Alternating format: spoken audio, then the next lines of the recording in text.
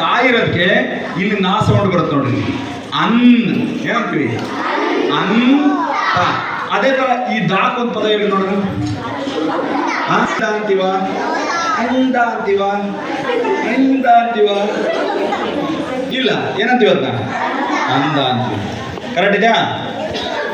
ಈಗ ಇಲ್ಲಿ ಪಾ ಸೌಂಡ್ ಇದೆ, ಇಲ್ಲಿ ಪಾ ಇದೆ, ಅದಕ್ಕೆ ಪಾ ಇರೋದ್ರಿಂದ ಯಾವ್ದು ಬರುತ್ತೆ ನೋಡ್ರಿ?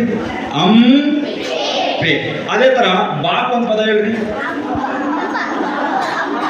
ಅಂಬ, ಮತ್ತೆ ರಂಬ, ಗೊಂಬೆ ಹೇಳಿ,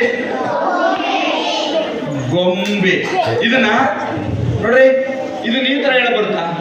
ಗೊಂಬೆ, ಬೈಬೆ, ಗೊಣಬೆ ಬರ್ತೀವ?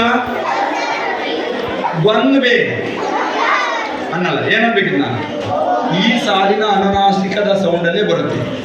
ಗೊಂಬೆ, ಗೊಂಬೆ. ಕರೆಕ್ಟಾ?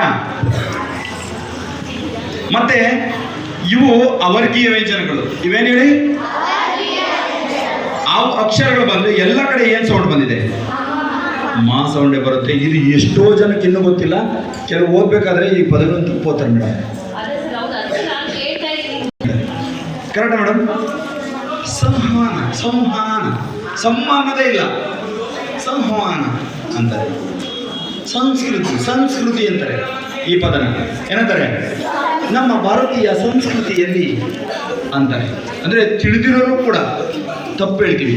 ಆದರೆ ಇಷ್ಟೇ ತಿಳ್ಕೊಳ್ಳಿ, ಎಲ್ಲಿ ಅವರ್ಗೀಯ ವ್ಯಂಜನಗಳು ಅನುಸ್ವಾರದ ನಂತರ ಬರ್ತವೋ ಅವಾಗೆಲ್ಲ ಯಾವ ಸೌಂಡ್ ಬರುತ್ತೆ? ಮಾ ಸೌಂಡೇ ಬರುತ್ತೆ. ಇವಳು ಹೇಳಿದ್ದಲ್ಲ, ಸಂಹಾರ ಅಲ್ಲ, ಅದು ಏನದು? ಸಂಹಾರ. ಆ ಅನುಸ್ವಾರದ ಮುಂದೆ ಅವರ್ಗೀಯ ವ್ಯಂಜನಗಳಿದ್ರೆ ಯಾವ ಸೌಂಡ್ ಬರುತ್ತೆ? ಮಾ ಸೌಂಡ್ ಬರುತ್ತೆ. ಮಿಕ್ಕಂತೆ ಅನುಸ್ವಾರದ ಮುಂದೆ ಯಾವ ವರ್ಗದ ಅಕ್ಷರಗಳಿರ್ತವೋ ಅದೇ ವರ್ಗದ ಅನುನಾಸಿಕದ ಸೌಂಡ್ ಬರುತ್ತೆ. ಸರಿಯಾಗಿ ಕೇಳಿಸ್ಕೊಳ್ರಿ.